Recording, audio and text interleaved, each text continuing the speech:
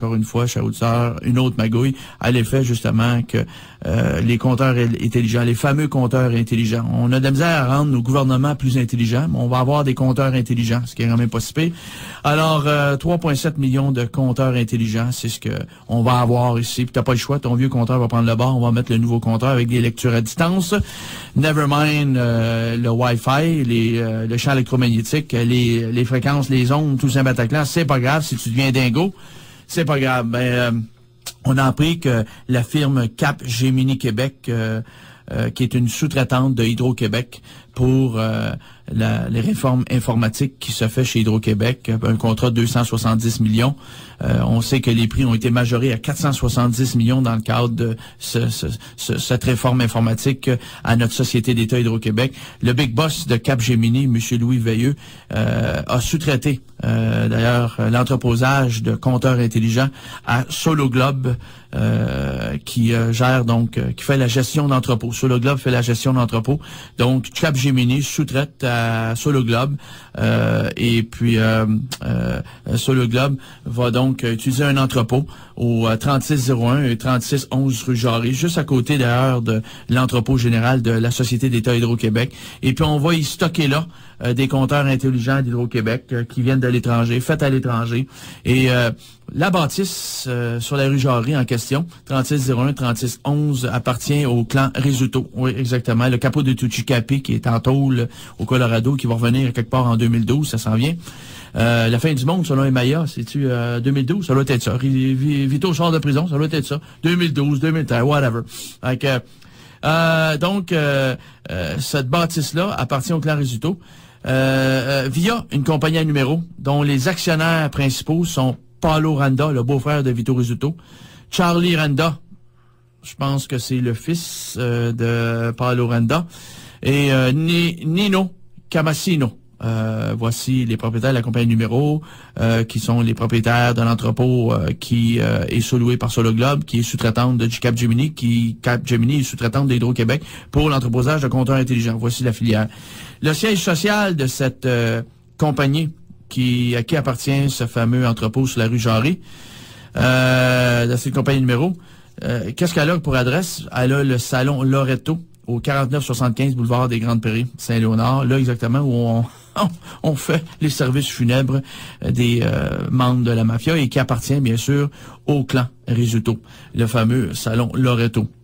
Maria Risotto, sœur de Vito, est d'ailleurs administratrice justement de cette compagnie et du bâtiment du 3601, 3711 rue Jarry. Donc, on a des compteurs intelligents, mais on n'a pas des gens assez intelligents, comprends-tu, à la Société d'État pour faire des vérifications d'usage, pour voir quels sont en fin de compte les tenants aboutissants de certains contrats qui sont donnés et qui assurent un suivi intelligent, comprenez-vous, de toute cette filière. Donc, chers auditeurs, chères auditrices, Jacques Duchesneau a dit en commission parlementaire, on l'a vu tous ensemble la semaine passée pendant près de 6 heures, qu'il fallait aussi enquêter sur Hydro-Québec, qui est un gros donneur de contrats au Québec. Ben, nous pensons ici à Zone de Résistance que M. Jacques Duchesneau a entièrement raison et qui frappe dans le bullseye, en plein dans le mille, et qu'il faut absolument enquêter sur notre charmante et très belle Société d'État qui donne des contrats à gauche, à droite, à tout va, et qui, bien sûr, n'est pas blanche comme neige, justement, dans ce dossier de corruption, collusion, copinage, patronage, népotisme, you name it. Alors, chers auditeurs, je pense que vivement, ça s'impose, cette commission d'enquête, et puis c'est ce qu'on va parler d'ailleurs la semaine prochaine, on n'y échappe pas, pour comprendre le réseau, pour comprendre toute la structure fonctionnelle et opérationnelle de c'est Magouilleurs Incorporated, c'est pas une petite enquête selon les volontés de Robert Lafrenière, comprends-tu, qui est un ancien, justement, du ministère de l'Insécurité publique, un peu trop proche de Jacques Dupuis. Alors, moi, je m'inscris en faux contre sa sortie d'hier. Alors, chers auditeurs, il y a une autre affaire aussi, là. Faites bien attention, là. On a vu qu'il y a des médias qui ont envoyé une mise en demeure, un huissier à M. Jacques Duchesneau. Jacques Duchesneau, j'avais des réserves sur le monsieur, mais je l'ai trouvé très courageux la semaine passée, de faire face comme ça à l'artillerie Redoute et d'avoir répondu avec autant de tact, autant de professionnalisme aux questions qui ont été posées. On a vu que du côté des libéraux, les questions, c'était mollasson. On a vu, par contre, du côté de l'opposition, il y avait des questions intéressantes. Ce qui fait dire à des ministre McMillan de ce monde, comprends-tu? Des stupidités, des inepties à propos, comprends-tu? De l'attrait physique de certains députés face à lui. Mais qu'est-ce que vous voulez que je vous dise? À un moment donné, Freud peut reprendre service en disant, on appelle ça faire de la projection. Pas vrai, mon gros McMillan? Alors, dans le fond, il faut se calmer, hein? Il faut se calmer, et puis il faut aussi s'attaquer aux idées, pas aux caractéristiques morphologiques des individus. C'est ça qui est important, c'est les idées. Mais là, il y a une idée qui a été lancée, et puis je pense qu'il va falloir aller jusqu'au bout de cette idée-là de M. Jacques Duchesneau. Il a présenté les choses avec beaucoup de tact, de structure. C'était cohérent, incroyablement pertinent. Donc, chers auditeurs, on a un gouvernement ici qui campe littéralement sur le fait qu'il faut laisser les policiers faire leurs enquêtes. J'ai bien du regret à vous dire, chers auditeurs, j'ai rencontré des policiers qui sont de l'opération Marteau. J'ai rencontré des policiers aussi qui étaient de l'unité anti-collision. J'ai parlé à beaucoup de monde. Il y a des policiers qui ont fait une sortie sous anonymat en disant que ils étaient inquiets de ce qui se passait au niveau, en fin de compte, des investigations opération Marteau, aussi de l'unité permanente anti-collision, M. Lafrenière.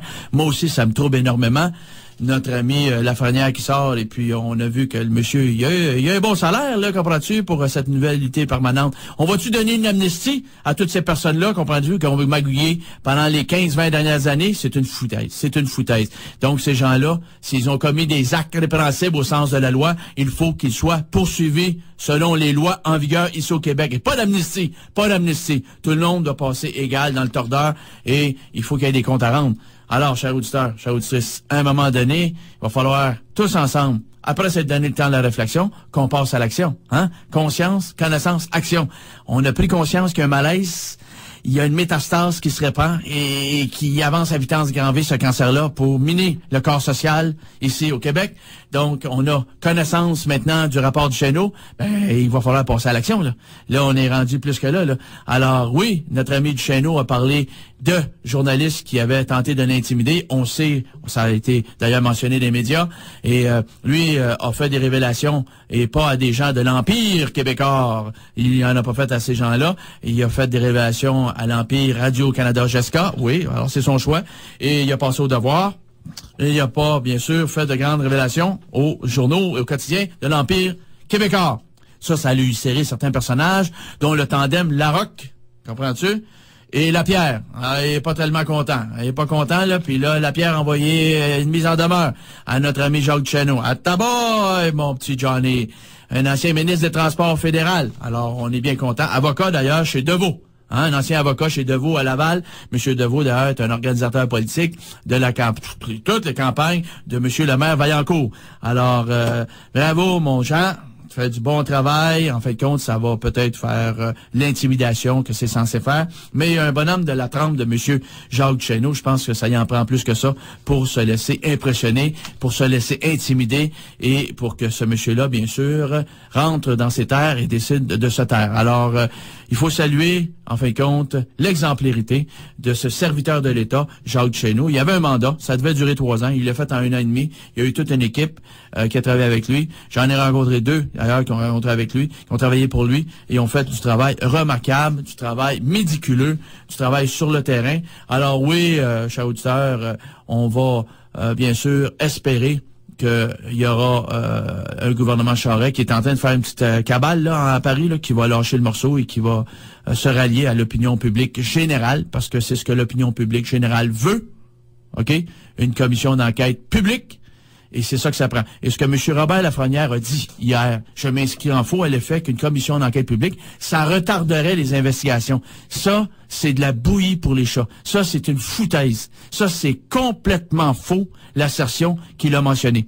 Je ne sais pas s'il est en mission commandée, je ne sais pas s'il est sous influence, le bonhomme Lafrenière, mais ce qu'il a dit, c'est archi faux. Alors, chers auditeurs, vous n'avez qu'à relire. Vous n'avez qu'à relire. Perron l'a lu.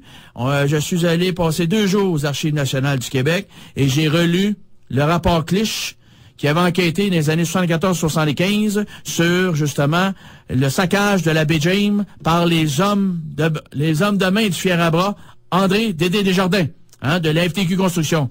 Hein, le roi de la construction, ici au Québec, de la FTQ, qui frayait avec la mafia calabraise à l'époque, qui est mort, tiré à bout portant, dans un stationnement d'un restaurant à Montréal-Nord, alors qu'il était devenu Shylock pré-usuraire, hein, pour les Hells Angels.